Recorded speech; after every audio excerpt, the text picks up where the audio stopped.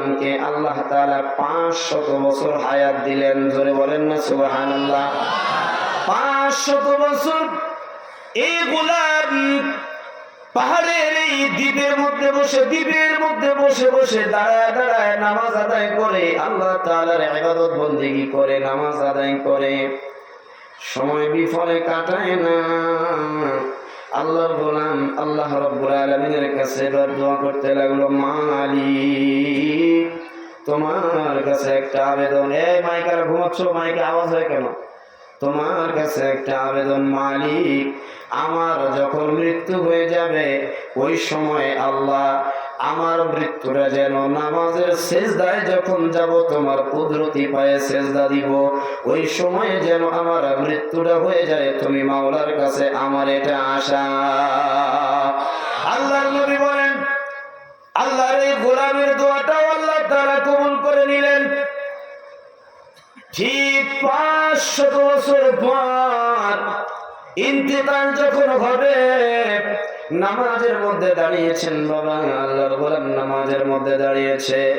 2 রাকাত নামাজ এমন ভাবে আদায় করতেছে, 2 রাকাত নামাজ এমন ভাবে আদায় করতেছে যেন নামাজে দাঁড়াইয়া দাঁড়াইয়া সে তার মালিককে দেখে। হাদিসের মধ্যে আল্লাহর নবী বলেন, তা'বুদুল্লাহ কাআন্নাকা তারা ফাইন্নাহু ইয়ারা ফাইন্নাকা তারা ওয়া ইল্লাম ইয়াকুন ইয়ারা।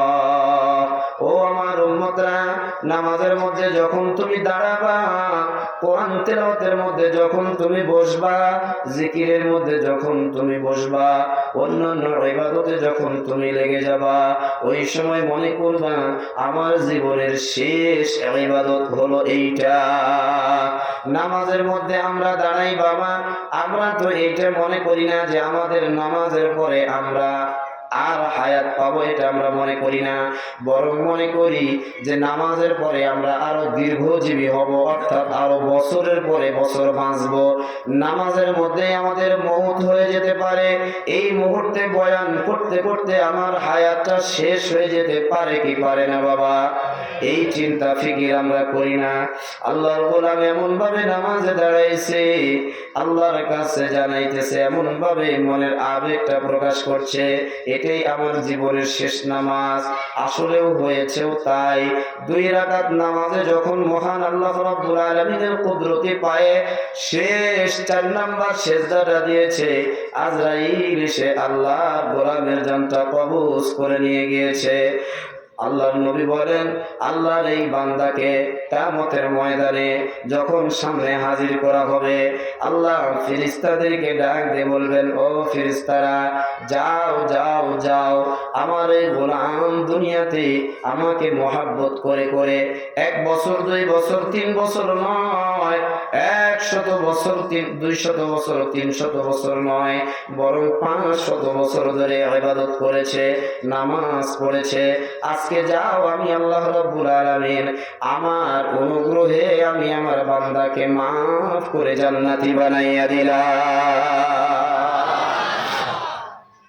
আল্লাহর গোলামের মনের ভিতরে একটু অহংকার চলে আসছে। আল্লাহকে ডাক দিয়ে বলে, মালিক 500 বছর ধরে ইবাদত করেছি, আমার ইবাদতের মধ্যে কোনো ভেজাল ছিল না।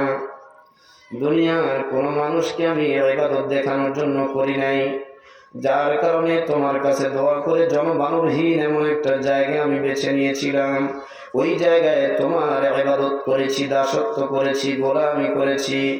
ও আল্লাহ, আজকে তোমার অনুগ্রহে আমি কেন জান্নাতে যাব? আমি তো আমার ইবাদতের কারণে, ইবাদতের দ্বারাই জান্নাতে যেতে পারবো। কি বলবেন? সুবহানাল্লাহ বলবেন না কি বলবেন? সুবহানাল্লাহ বলছেন, নাউজুবিল্লাহ বলেন। আল্লাহ এবার ডাক দিয়ে বলে, গোলাম তুমি আর কথা সামনের দিকে বাড়ায়ও না। ফেরেশতাদেরকে আবার ওই কথা বলে দেওয়া হলো, আমার বান্দাকে আমার অনুগ্রহে জান্নাত দিয়ে দিলাম, জান্নাতি বানায়া দাও। আল্লাহর গোলাম বলে, না, আমি তো দুনিয়াতে আমল করেছি, ইবাদত করেছি, আমার আমল দ্বারাই আমি জান্নাতে যেতে চাই। 3 নম্বরে আবারও যখন বলা হবে, আল্লাহর গোলাম একই রকমের উত্তর দিবেন, ওই যে চোখ থেকে চলে আসছি বাবা, চোখ থেকে চলে আসছি। এক সময় ছবি উঠানো হতো ক্যামেরার দ্বারায়। ওই সময় ফিল্ম ছিল। আপনারা ইয়াং যারা আছে তারা বুঝবে না, একটু বয়স্ক যারা আছে তারা বুঝবে। এটা ওয়াশ করার জন্য 1 সপ্তাহ আগে দিয়ে আসা লাগতো। 1 সপ্তাহ পরে নেগেটিভ যাকে বলা হয়, না কি নাম মেহেদী ভাই, নেগেটিভের মাধ্যমে ছবি উঠাইয়া নিয়ে আসতো। ও বাবা, একটা নেগেটিভে একটাই ছবি উঠতো, বা এক জায়গায় যতগুলো মানুষ দাঁড়ায় আছে সবার ছবি এক জায়গায় উঠতো। চক্ষু নামক যেই ক্যামেরা আল্লাহ রাব্বুল আলামিন আমাকে আপনাকে দিলেন বাবা, যা